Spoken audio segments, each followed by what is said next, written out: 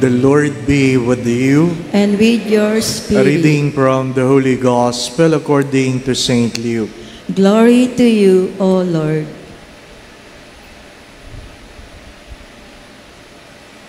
When Jesus had finished all his words to the people, he entered Capernaum. A centurion there had a slave who was ill and about to die, and he was valuable to him. When he heard about Jesus, he sent elders of the Jews to him, asking him to come and save the life of his slave. They approached Jesus and strongly urged him to come, saying, "He deserves to have you do this for him, for he loves our nation, and he built the synagogue for us." And Jesus went with them, but when he was only a short distance from the house, the centurion sent friends to tell him, "Lord, do not trouble yourself, for I am not worthy to have you enter under my roof. Therefore, I did not consider myself worthy to come to you, but say the word, and let my servant be healed. For I too am a person subject to authority, with soldiers subject to me. And I say to one, 'Go,' and he goes, and to another, 'Come here,' and he comes. And to my slave, 'Do this,' and he does it."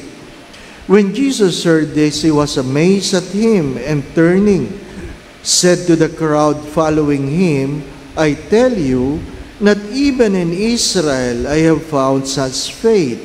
When the messengers returned to the house, they found the slave in good health.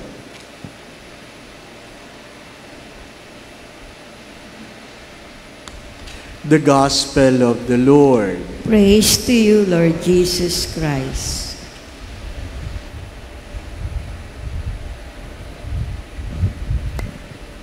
I am not worthy to receive you, but only say the word, and I shall be healed. The centurion acknowledged who he is before God. He is not a believer. He simply interceded for his dying servant. But what is more important in today's readings, both the first and the gospel, is that when Jesus is invited, he will always come. Take note, when Jesus is invited, he will always come. Whatever the reason, regardless who invite, regardless whether you're a believer or not. When he is invited, he would come. Sa Tagalog, mas maganda yon. Hindi ako karapat-dapat na magpatuloy sa iyo, ngunit sa isang salita mo lamang ay gagaling ako. Magkaiba po yung magpatuloy sa magpatuloy. You have to understand, magkaiba yung magpatuloy, to welcome, at magpatuloy, to continue. You can never continue with God without welcoming God in your life. Take note, my brothers and sisters, many have been going to church but have not welcomed Christ in their own home. And that is a sad story. You have to understand this, that God is not looking for slaves. He is looking for a friend. He is not looking for a slave. He is looking for a friend. If you remember, in the Palm Sunday road, when the Pharisee was telling Jesus, "Tell the people to stop praising you." And Jesus said, "I don't need them. I can even tell the stones to praise me." So, it's good to understand that we are not needed by God. If God needs something to be done, He can say it. He can say it. So it's good again to be reminded that when God invites us, it is not that there is something we can do for God. We are invited because God wants to do something for us. Maybe sickness, maybe problem, maybe concern can be a reason for us to ask for God. God will always look for a reason for us to be inviting Him. My dear friends, it is our loss if we deny the initiative of God to be invited. Sayang ang pagsisimba, sayang ang pagdarasal, sayang ang mga panalangin. Pagdating sa huli, hindi mo naman nagkaroon ng relasyon sa Diyos. My dear friends, my brothers and sisters, what is really more important? Healing, sickness, good life, riches, food. It's good to know that I rather be sick with God than being healthy without God. We rather be poor with God than being rich without God. We rather be hungry with God than full without God. Why? Because in the very beginning, we have nothing. And everything we're able to accumulate in this world will be left behind. Dumating kang walang dala, aalis kang walang dadalhin.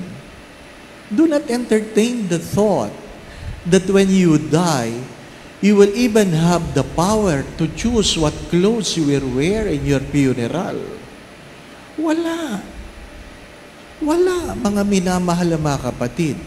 Hari nawa, nag-iwan ka ng pera para sa iyong lamay. Pero kung wala kang iniwan, mamamatay ka dyan, nakalamay ka, pangit ang makeup mo. Bakit? Wala kang iniwang budget. Di po ba? Na? Kahit nagbibiro si Bishop Sok, biruan namin mga pari, oy, mag-ipong kayo. Mag-ipong kayo. Para saan, Bishop? Para sa lamay mo. Bakit? Yet ang biruan namin, that is your greatest performance. What do you mean, Bishop? Isipin mo, nakahiga ka lang? Dinadalaw ka ng tao? Sinisilip kang ganyan, di ba? Imagine yourself inside the coffin. Anong pwede sabihin ng tao? Uy, parang natutulog lang. Parang ang saya niya, no? Pero karamihan ang sumisilip sa kabaong na sinasabi, ang pangit. Di ba? Mga minamahal na mga kapatid, without God, everything is futile. Take note of it. God takes the opportunity in yielding to the invitation that He may come to you. Bago ka magpatuloy, kailangan mo munang magpatuloy sa Diyos. Again, my brothers and sisters, God is not looking for slaves. He is looking for a friend. Sayang namang nagsisimba ka, pero hindi mo inaanyayahan ang Diyos sa inyong mga tahanan. Don't just go to church.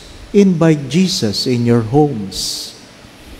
In the judgment, you know the story.